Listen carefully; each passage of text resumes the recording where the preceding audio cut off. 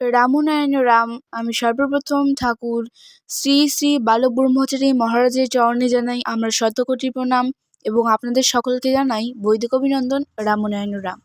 এ বলে আমি আজকের তত্ত্ব ও আলোচনা শুরু করছি।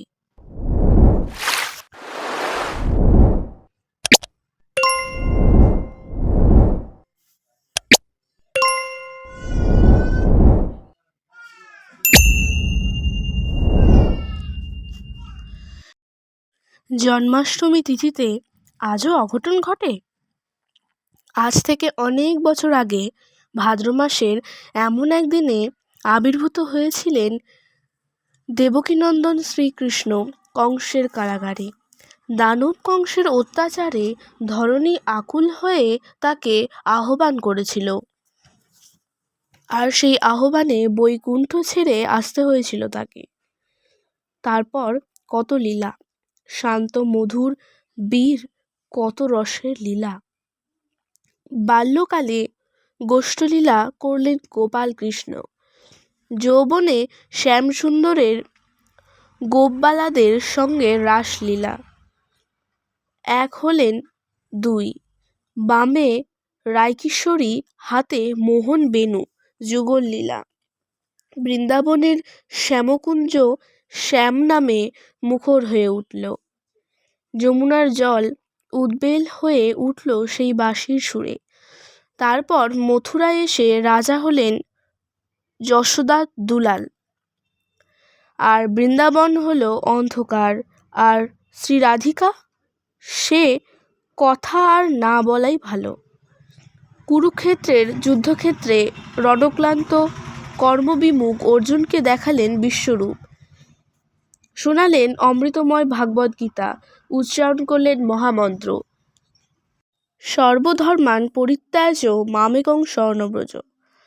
তারপর কর্ম হলো সারা, ব্রত হলো উদযাপিত, মহাভারতে স্থাপন করলেন ধর্মরাজ্য। সমাপ্ত হলো মহাজীবনের বিরাট ধর্মযজ্ঞ। সেই আদর্শে মহাজীবনের আবির্ভাব দিনটিতে বাঙালির ঘরে ঘরে উৎসব। তার দিব্য জীবনের পবিত্র লীলাকীর্তন বাঙালি সংস্কৃতির একটা বিশেষ দিক। বাঙালির সাহিত্য, সঙ্গীতে ও সাধনায় শ্রীকৃষ্ণের প্রভাব এনে দিয়েছে ভগবত ভক্তির অমিয় নির্ঝর। তার চেতনায় স্বভাবে সেই মোহন বেণুর সুরটি যেমনভাবে ধরা দেয়, বোধহয় আর কোনো সুরই তেমনভাবে দেয় না। হরিনামে উথলিছে সুধা সিন্ধু অবিরাম। বাংলার বাইরে কীর্তনের সে সুধা সিন্ধু আর কোথাও শুনতে পাওয়া যায় না। আবাল বৃদ্ধ বনিতার কণ্ঠে হরিনাম, আর সেই হরিনামের জোয়ারে সারা বাংলাকে আবার ভাসিয়ে দিয়েছিলেন নদিয়ার শচীনন্দন। যাদবায়, মাধবায়, কেশবায় নম। ঢাকা শহর ভেঙে পড়েছে, পথে লক্ষ লক্ষ আকুল নরনারীর ভিড়।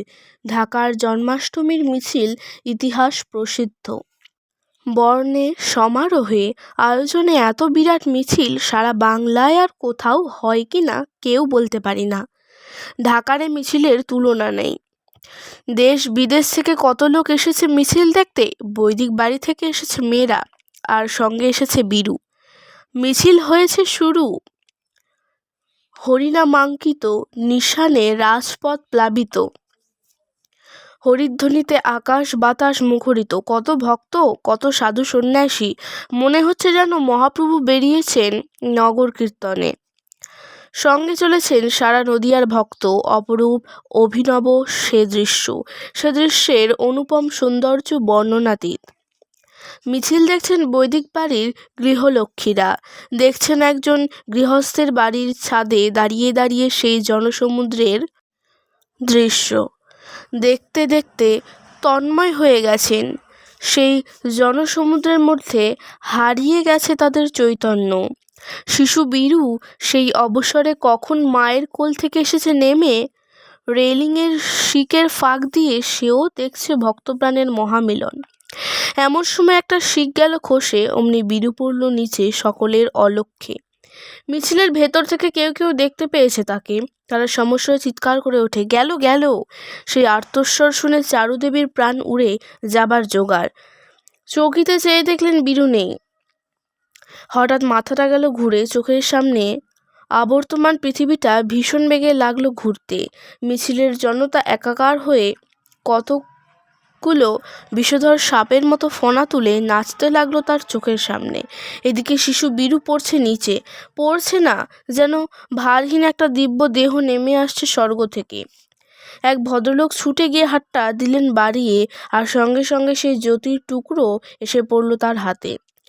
চেয়ে দেখলেন ভদ্রলোক শিশু হাসছে পরম বিস্ময়ে, পরম নির্ভয়ে। সেই হাসি ছড়িয়ে পড়ল আকাশে বাতাসে। জন্মাষ্টমীর মিছিল নবপ্রেরণার হরিনাম করতে করতে ছুটে চলল, যাদবাই মাধবাই কেশবাই নম। আজকের তত্ত্ব ও আলোচনা আমি এখানে শেষ করছি। দেখা হচ্ছে পরের ভিডিওতে। ভালো থাকবেন, সুস্থ থাকবেন। রাম নারায়ণ রাম।